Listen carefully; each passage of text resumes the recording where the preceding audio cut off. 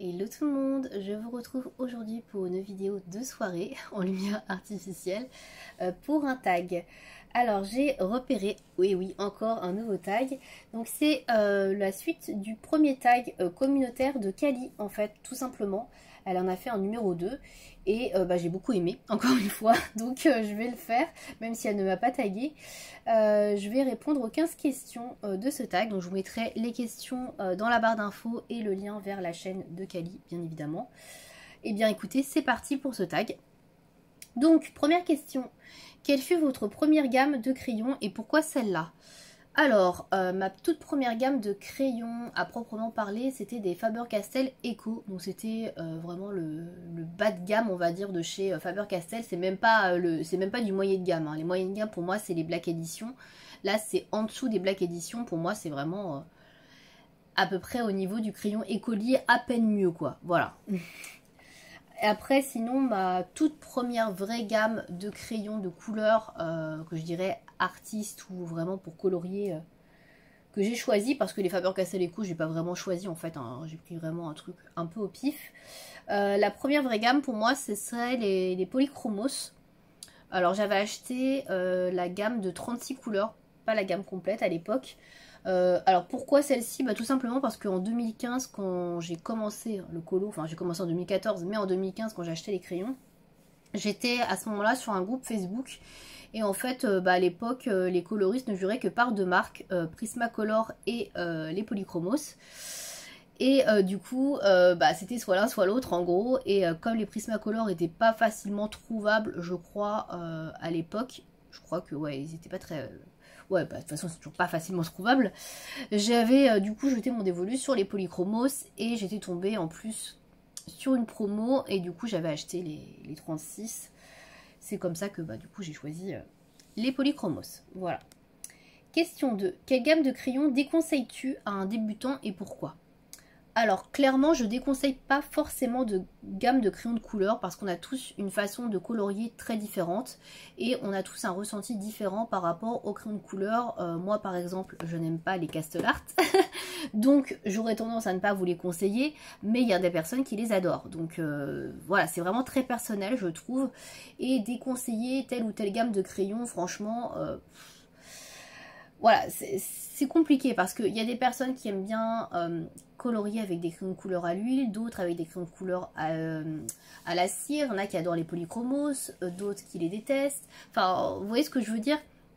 C'est compliqué de déconseiller quelque chose parce qu'on n'a pas tous les mêmes goûts et on n'a pas tous le même ressenti. Donc effectivement, j'ai pas aimé les Castle Art et je les conseille pas, mais c'est pas pour ça que c'est vraiment des crayons que je déconseillerais à un débutant. Après, honnêtement... je conseillerais pas, ça reste mon avis, de prendre des crayons de couleur, et je déconseillerais vraiment de prendre un débutant des crayons de couleur de supermarché, ça c'est clair et net, ceux que ont les enfants là avec les mines incassables, là tout dur, qui sont hyper secs et qui n'ont pas de pigment, ça vraiment oui je déconseille les crayons d'écolier, clairement. C'est les seuls crayons que je déconseille, mais après tous les crayons, que ce soit moyenne gamme ou pas, les Castle Art, etc., non, je déconseillerais pas spécialement. Question 3. Si tu devais décrire le colo en un mot, ça serait lequel? Alors, j'ai réfléchi un peu à cette question avant quand même parce que c'est pas simple. Je pense que le mot que j'utiliserais, ce serait création. Parce qu'on peut, avec le colo, faire tellement de possibilités, de différentes créations dans tous les genres, quoi. On peut vraiment aller... dans tous les styles de colo, dans tous les styles de matériel, etc. On peut utiliser tellement de choses, faire tellement de choses, que ouais, c'est vraiment le mot création. On peut créer tellement de choses différentes, il y a une possibilité vraiment énorme de créer des choses que ouais, je pense que je dirais que c'est création pour décrire le colo. Voilà.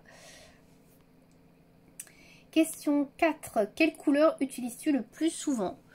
Alors, sans grande surprise, si vous me connaissez, que vous me suivez, ce sera les couleurs vertes. Est-ce que je peux vous montrer mes Castle Art verts? Alors oui, bon c'est pas le meilleur exemple les Castle Art parce que je n'utilise pas trop, mais les verts c'est quand même, ça fait quand même partie des gammes que j'ai le plus descendu. Vous voyez, j'en ai quand même descendu pas mal dans les verts, alors que dans les autres teintes pas trop. Mais ouais, sans hésiter, ce sera donc la couleur verte parce que je fais beaucoup de nature, beaucoup de fleurs, etc. Voilà, c'est vraiment ce que je préfère colorier, donc forcément c'est le crayon, les crayons que j'utilise le plus souvent dans les couleurs vertes. Question numéro 5, pardon. Celle que tu utilises le moins. Alors celle que j'utilise le moins, je pense, dans les crayons de couleur en tout cas, que ce sera le bleu. Là je pense pas que j'ai utilisé beaucoup de bleu. Là vous voyez ils sont quasiment tous intacts les bleus là. Je sais pas si j'en ai d'autres des bleus en dessous, attendez. Hop, je vais bouger les racks. Ouais les bleus ils sont intacts hein. Vous voyez, je sais pas si vous voyez. Ils sont intacts hein. Bon, vous allez me dire, dans les Castell-Art, il y en a beaucoup qui sont intacts. C'est pas la gamme que j'utilise le plus, clairement. Après, qu'est-ce que j'ai d'autre comme gamme sous la main? J'ai les Artix. Alors, les Artix. J'ai les 72, hein, j'ai pas les 126. Bon, les verts, ils sont pas mal utilisés, mais j'en ai pas beaucoup des vrais verts hein, chez les Artix. Les bleus, ils sont... Bah, les bleus, je les utilise dans les mystères, en fait, et j'ai eu pas mal de problèmes de casse. Oui, tu veux voir mes crayons? J'ai mon chat qui va voir mes crayons. Ouais, les bleus, j'ai eu pas mal de problèmes de casse. Donc ils sont descendus. C'est pas représentatif, en fait. Bon, des Artix, on croit que j'utilise pas les jaunes, mais il y a tellement de jaunes, en fait, dans les Artix. Mais c'est vrai que les jaunes, j'utilise plus trop. J'utilisais pas mal au début, quand j'ai commencé à colorier, comme j'avais pas spécialement de combo. Tout fait, en général, bah, comme j'avais pas beaucoup de crayons, j'utilisais toujours le combo facile jaune, orange, rouge. Ça matche très bien ensemble. Et du coup, j'utilisais pas mal le jaune, mais c'est vrai que maintenant, j'utilise plus trop le jaune. Non plus. Mais je pense que dans les crayons de couleur, quand même, les couleurs que j'utilise le moins, c'est le bleu. Parce que je fais toujours mes fonds en bleu, ou très souvent. Et donc, du coup, bah, je mets pas de bleu dans mes colos. En plus, bah, comme je fais des colos toujours dans la nature, j'essaie de respecter à chaque fois les couleurs naturelles, donc c'est-à-dire faire de l'herbe, des feuilles vertes et des fleurs roses, violettes, rouges, etc. Et c'est vrai que je vais pas utiliser du bleu, donc le bleu ça reste quand même une couleur que j'utilise le moins parce que les fonds je les fais pas au crayon, donc voilà, je pense que c'est ça. Question numéro 6, quel achat colo regrettes-tu? Alors, j'ai pas énormément de regrets au niveau du colo. Alors, j'avais fait une vidéo à ce sujet où je vous montrais effectivement les produits que je regrettais. Bon, il y a beaucoup de produits Action. Un de mes plus gros regrets, ça reste quand même ces Castell-Art. Parce que, bah, il y a quand même beaucoup de crayons, beaucoup de couleurs. Et je suis toujours dépitée de me dire que bah, j'utilise pas ces crayons parce que bah, j'apprécie pas leur contact sur le papier. J'aime pas, je trouve qu'ils saturent vite. Voilà, j'aime pas, c'est tout, j'aime pas colorier avec. Je vais pas revenir là-dessus maintes et maintes fois, mais ouais, je suis toujours un peu débitée. Je dirais que c'est un... Dépitée, pardon, pas débitée. C'est pas tout à fait pareil. Et c'est vrai que ouais, c'est un peu l'achat que je regrette le plus parce que bah, j'étais pas assez renseignée à l'époque quand je les ai achetés. J'ai regardé 2-3 vidéos et puis...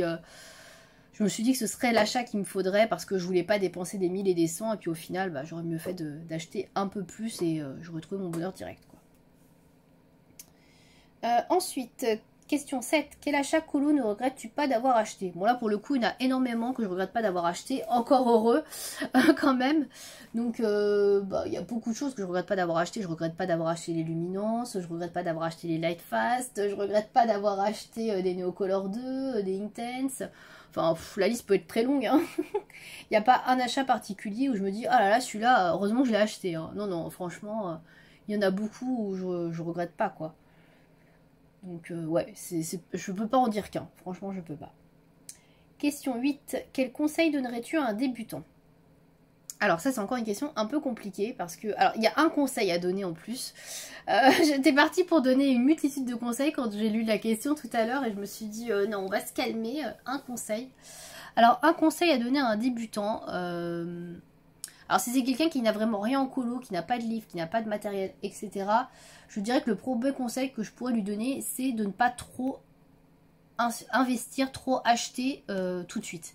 C'est-à-dire que quand on est débutant, on a tendance à regarder beaucoup de vidéos, moi la première, hein, et à se dire, waouh, c'est trop bien, ils ont cette gamme-là, ils ont ci, ils ont ça, ah, et puis pour les fonds, il y a ça, et puis il y a ça, et puis d'acheter un peu tout ce que tu vois. Pareil pour les livres, bah, t'as t'as aussi un peu tendance à te dire, ah bah tiens, il colorie Anna Carzone, moi je vais acheter tous les livres d'Anna Carzone, ah bah tiens, il colorie ça, je vais acheter tous ses livres. Et puis en fait, tu te retrouves avec, au final, des commandes avec 6 ou 7 bouquins du même illustrateur, 3 ou 4 grammes de crayons de couleur complètes, qui sont peut-être pas forcément donnés. T'achètes de l'aquarelle, des pastels secs, de l'encre et tout, parce que tu vas avoir tous les trucs qu'il faut pour le fond. Et en fait, au final, bah, t'y connais rien et tu as 30 000 matériels qui arrivent chez toi, 30 000 bouquins, et tu te dis, waouh, je commence par quoi? Et là, tu te sens un peu noyé, et c'est pas parce que tu as vu des trucs sur internet, que tu as vu d'autres personnes utiliser le matériel, que tu vas forcément toi aussi kiffer le même matos. Et voilà, je pense que l'erreur du débutant à ne pas faire, et vraiment mon conseil, ce serait d'y aller doucement. D'acheter un peu de matériel, quitte à acheter du matériel de pas très bonne qualité. Bah, par exemple, si t'as rien, aller chez Action, c'est vraiment le bon plan. Tu peux te fournir un kit de base intéressant avec du matériel pas trop cher. Bah, vraiment y aller vraiment par étapes, quoi. Tu t'achètes un peu de matos pour les fonds, un peu de pastel sec chez Action, un peu d'aquarelle chez Action. Alors oui, c'est pas la qualité de l'année, mais ça te permet déjà d'avoir une idée de ce que ça rend sur papier, de comment utiliser le matériel, tu vois. Donc achète pas direct des aquarelles semi-fines, etc., extra fines, hyper chères, et va pas t'acheter des pastels secs de chez Faber-Castell ou je sais pas, mais des trucs hyper chers si c'est pas un matos qui va te plaire par la suite. Voilà. Donc voilà, mon conseil ce serait vraiment d'acheter pas trop de choses. Chez Action tu peux trouver pas mal de trucs pas trop cher, d'acheter très peu de livres de colo, 4-5 livres dans différents styles, etc. Mais n'achète pas toute la collection d'un illustrateur, va pas t'acheter les 7 livres de Maria Troll, quoi. Non, voilà, je pense que il faut y aller doucement, voilà. Y aller doucement, tester petit à petit et voir ce que tu aimes, ce que tu n'aimes pas pour après orienter tes achats un peu plus. Voilà, ce serait mon conseil. Ouais, voilà. C'était long. Question numéro 9. Quel youtubeur, quelle youtubeuse, etc. voudrais-tu rencontrer en vrai? Alors, j'ai pas spécifiquement de nom en tête d'une personne plus qu'une autre, et puis j'ai pas envie de froisser certaines personnes, donc en ne les citant pas, donc il n'y a pas vraiment de... Voilà, j'ai pas vraiment de personnes à citer. Après, moi je suis pas quelqu'un de très sociable, entre guillemets. On dirait pas comme ça parce que je fais des vidéos et tout, mais je suis pas quelqu'un... Ouais, je suis pas quelqu'un de très... comment dire... je suis assez timide quand même, voilà, je suis quelqu'un de très timide et j'avoue que je serais pas très à l'aise en fait du fait de rencontrer des coloristes, des youtubeurs comme ça.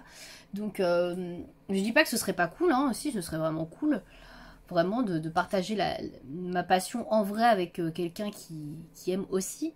Mais je sais pas, je pense que je serais pas très à l'aise quand même. Donc ouais. Je suis quand même quelqu'un de timide et j'aurais peur de pas savoir quoi dire à la personne, du fait qu'on se connaisse pas, que c'est que via internet. Ouais, je sais pas, c'est bizarre. Donc ouais, je sais pas. Honnêtement, je sais pas du tout.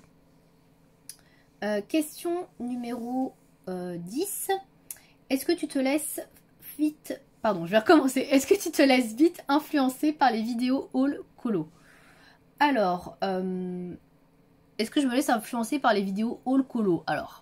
Oui, un peu, plus ou moins. Il y a quand même, on va pas se mentir, il y a plein de choses que j'ai découvert par rapport à des vidéos haul ou des vidéos sur le colo sur internet que j'aurais pas acheté. Voilà, il y a plein de trucs que je connaîtrais pas, sinon je peux en donner des exemples, hein. Les palettes d'aquarelle Prima Marketing, je les ai découvertes en regardant des hauls. La palette aquarelle de chez Artistro, des crayons de couleur Coloria Imaginor, bah, je les ai découverts pareil sur des hauls. Enfin voilà, il y a plein de choses que j'ai découvert et que j'ai acheté en regardant des vidéos hauls. Alors oui, je me laisse quand même plus ou moins influencer parce que bah, je n'irai pas forcément de moi-même trouver comment dire, les crayons, les palettes, etc. Si tu connais pas, tu connais pas. Voilà, tu peux pas connaître. Voilà, il faut forcément que tu fasses un petit peu influencer. Après, est-ce que je me laisse vite influencer? Je dirais que non. En règle générale, je fais quand même des achats plutôt réfléchis. Je suis pas du genre à regarder une vidéo haul et direct après la vidéo, je vais acheter le truc. Non, c'est extrêmement rare que je fasse ça. Ça peut arriver que j'achète assez rapidement après avoir vu une vidéo ou une revue, etc. Mais si je le fais, c'est que c'est des achats qui sont très peu coûteux. Je vais pas par exemple regarder une vidéo, je sais pas moi, une revue sur les Holbein et puis je vais me dire ouah ils sont trop bien, allez c'est parti, je les achète 500 balles. Non. Clairement pas, surtout les Holbein, j'ai pris le bon exemple, hein, vraiment le truc qui coûte le plus cher. Mais que ce soit même ça ou une autre gamme de crayons de couleur, par exemple les Light Fast, je les ai pas achetés sur un coup de tête non plus, j'ai réfléchi, même s'ils étaient en promo, etc. J'ai réfléchi pendant plusieurs jours. Voilà, c'est quand même un achat qui est quand même, voilà, qui est pas donné. Donc tout ce qui est un peu cher, je réfléchis, puis même les livres de colo. Les livres de colo, voilà, par exemple, l'exemple typique, voilà, le Coco Wayou Weird Couple, je l'ai toujours pas acheté. Le livre, il coûte 8 euros. C'est pas ça qui va me ruiner dans mon budget, hein. On est d'accord, il coûte rien. Mais bah non, j'ai décidé que je l'achèterai pas parce que bah déjà je me laisse le temps de réfléchir. Est-ce que j'aurais toujours envie de colorier ce type d'illustration quand j'aurai fini le Spooky Girl? Est-ce que j'ai envie d'acheter un autre livre comme ça ou pas? Oui, voilà, je me laisse le temps de la réflexion.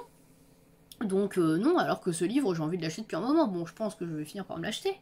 Surtout que le Spooky est bientôt fini, donc j'aurai plus d'excuses. Mais ouais, voilà, donc oui, je suis pas quelqu'un qui me laisse vite influencer, voilà. Surtout pour les livres, je sais vraiment beaucoup limiter. Et voilà, je suis du genre à regarder 150 000 fois le flip d'un livre, de compter le nombre de colos que j'aime ou que j'aime pas. Voilà, je veux être sûre de colorier dedans et d'en colorier le maximum, donc je me laisse pas vite influencer, voilà. Il arrive que j'achète assez rapidement en ayant regardé une vidéo, mais c'est des trucs vraiment très peu coûteux, par exemple... Annie qui parlait du papier le franc-bourgeois, oui je l'ai acheté très peu de temps après qu'elle l'ait montré en vidéo parce que bah voilà la ramette de papier elle coûtait 4 euros, donc bah oui 4 euros, c'est pas ça qui va me ruiner. Pareil les Imaginor, les crayons de chez Coloria, j'ai réfléchi une nuit quoi, et puis je les ai achetés le lendemain parce que bah voilà c'était en prix de lancement, c'était à 20 balles, ça va, c'est pas cher quoi, je vais pas me ruiner et puis c'est pas un achat qui porte à conséquence. Mais voilà, ça reste quand même assez rare et c'est vraiment pour des petites sommes, quand je me laisse vite influencer. Sinon, bah, je réfléchis quand même à plusieurs fois, je regarde plusieurs vidéos sur le sujet. Je me pose la question, est-ce que j'en ai besoin? Oui, non. En général, c'est plutôt non, mais bon. Bref, voilà, j'y réfléchis quand même beaucoup. Donc non, je me laisse pas vite influencer. Ensuite, question 11. Lors de Noël ou de ton anniversaire, reçois-tu des cadeaux liés au colo? Alors, avant, non. Depuis que j'ai repris le colo de manière sérieuse, on va dire, oui. Maintenant, je reçois plutôt des cadeaux à chaque fois qui sont reliés au colo parce que bah, je fais des wishlists dans ce sens déjà. Parce que j'ai pas envie que... Voilà. Je connais un peu, j'ai fait du colo en 2015, etc. 2014, quand j'ai commencé, je faisais du colo. Mon entourage voyait que je faisais du colo. On m'achetait un peu tout et n'importe quoi parce que je faisais du colo. Et non, j'ai plus envie que ça arrive et qu'on me dise ah bah tiens, tu fais du colo, bah je t'ai offert ce livre-là. Bah il est moche. Ah bah ouais, mais tu fais du colo. Bah ouais, donc je fais du colo, donc je colorie n'importe quoi. Non, non, non. Je veux plus que ça arrive. Je veux pas avoir des livres que je me sens obligée de garder parce qu'on me les a offerts et je me sens obligée de colorier dedans parce que bah, la personne qui me l'a offert aimerait bien que je vois ce que je fais dans ses livres. Donc non, je fais des wishlists. Donc du coup, oui, les personnes vont piocher dans mes wishlists et donc oui, j'ai des cadeaux pardon, liés au colo. Voilà. Encore une réponse très longue pour une question pas compliquée. Ensuite, question numéro... je sais plus combien. Numéro 12. As-tu essayé de convaincre ton entourage d'essayer aussi le colo? Si oui, qui? Alors, non. J'ai pas essayé de convaincre mon entourage parce que je sais que bah, ça leur plairait pas. Donc bah déjà mon copain c'est pas du tout son délire le colo, donc non. Ma mère elle aime bien me voir colorier mais non elle a pas du tout envie de faire du colo, elle a déjà plein de trucs à faire, plein d'autres loisirs, donc je sais que ce sera pas son kiff. J'avais une copine, enfin j'ai toujours d'ailleurs une copine qui aime beaucoup les loisirs créatifs, elle faisait de la peinture et tout avec moi. Mais le colo j'en ai déjà parlé, elle avait déjà essayé de toute façon quand j'en faisais il y a quelques années et c'est pas son truc, elle aime bien quand c'est vite fait. Donc le colo c'est quand même de la patience, tu vas pas faire ton colo en une heure quoi. Elle a pas envie de passer plus d'une heure, 2 heures sur un colo, donc c'est pas du tout son truc, donc voilà. Donc non, j'ai pas essayé de convaincre mon entourage, je leur ai montré que je coloriais, etc. Mais voilà, c'est pas leur délire. Question 13. As-tu déjà essayé le colo mystère? Bon, je pense que j'ai pas spécialement besoin de répondre à cette question puisque bah vous l'avez déjà vu, hein, je présente régulièrement des coloriages mystères dans mes colos terminés et j'en parle régulièrement, donc oui. J'ai essayé le colo mystère et oui j'aime, voilà. Question 14. Si tu devais garder une seule gamme de crayons, laquelle et pourquoi? Alors, à chaque fois je réponds la même chose, donc je vais pas être très originale puisque je vais encore répondre la même chose, les polychromos, parce que le nuancier est quand même assez complet, tout simplement, voilà. Je trouve que c'est des crayons qui passent quand même pas mal sur pas mal de papier, alors ça reste mon avis bien évidemment, mais je trouve quand même, ils passent pas mal sur pas mal de papier. Donc voilà, c'est une gamme complète, c'est des crayons qui sont pas facilement usables on va dire.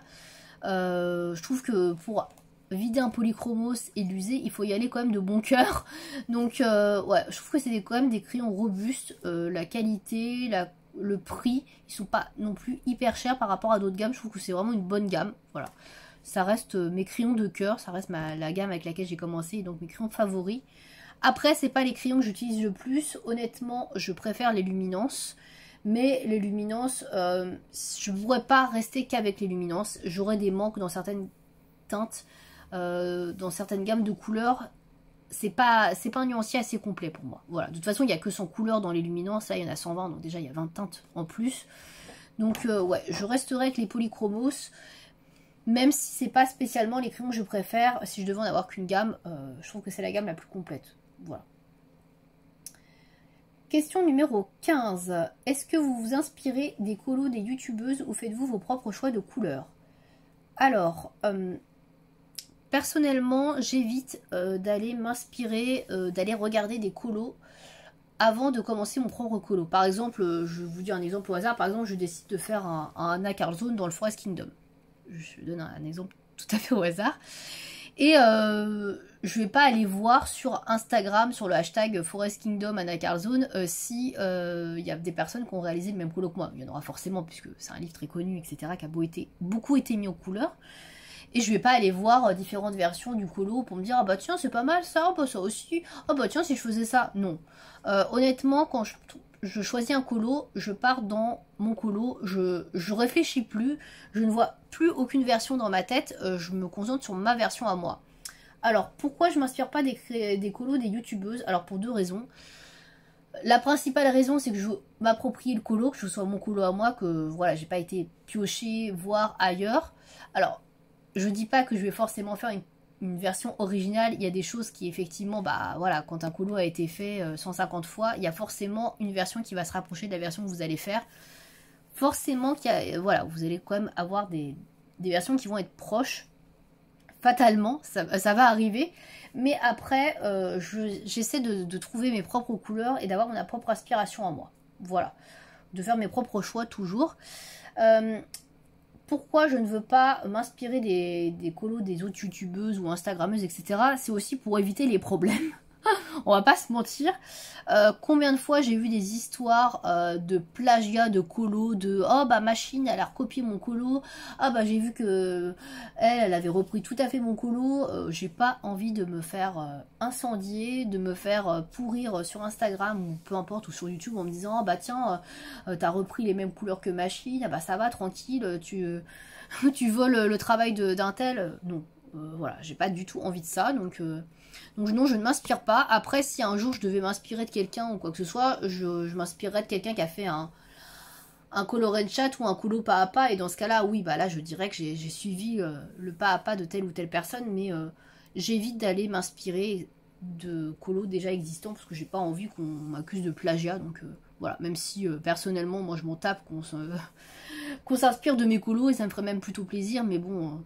c'est pas le cas de tout le monde et je sais qu'il y a des gens qui sont un peu tatillons là-dessus, donc j'ai pas du tout envie de risquer un problème, voilà, parce que je me suis inspirée d'un peu trop près d'un colo de quelqu'un. Donc non, je fais mes propres choix de couleurs. Si jamais un jour je fais un colo qui ressemble à un autre colo, bah écoutez, c'est le hasard, c'est comme ça, mais en tout cas, moi j'ai pas plagié, j'ai la conscience tranquille. Voilà. Eh bien écoutez, c'est la dernière question de ce tag qui était fort sympathique, encore une fois. Donc merci à Kali de le proposer sur sa chaîne. Je vais taguer 3 chaînes. Donc je vais décider encore une fois de taguer des petites chaînes de moins de 500 abonnés pour pouvoir les faire connaître un peu plus. Donc je vais taguer tout d'abord les passions d'Anaïs. Voilà. Ensuite, je vais taguer 2 chaînes qui sont toutes récentes. Franchement, elles doivent avoir 2 ou 3 vidéos chacune. Elles viennent de créer leur chaîne. Il n'y a vraiment pas grand chose. Donc vraiment, c'est pour leur donner un gros coup de pouce. Donc n'hésitez pas à aller les voir. Donc tout d'abord, il y a Tiff Color. Donc je vous mettrai le lien dans la barre d'infos comme d'habitude. Et enfin, Emily Colo. Voilà. Donc les filles, si vous passez par là, n'hésitez pas à faire le tag sur votre chaîne. Voilà. Donc comme ça, vous pourrez aussi vous faire connaître un peu plus. Et puis on en saura également un peu plus sur vous, sur vos goûts en réalisant ce tag. Voilà. Et bien écoutez, j'ai beaucoup aimé faire ce tag, encore une fois, j'aime beaucoup faire les tags, vous me connaissez. J'espère que vous avez passé un bon moment en ma compagnie. Et puis pour les personnes que je n'ai pas taguées, n'hésitez pas à le faire si le tag vous plaît, comme d'habitude. Hein. Ne vous gênez pas, je pense pas que Kali le prenne mal. Donc voilà, n'hésitez pas à faire tourner le tag et à y répondre si les questions vous plaisent. Je vous dis à bientôt pour une prochaine vidéo. Merci de m'avoir suivi.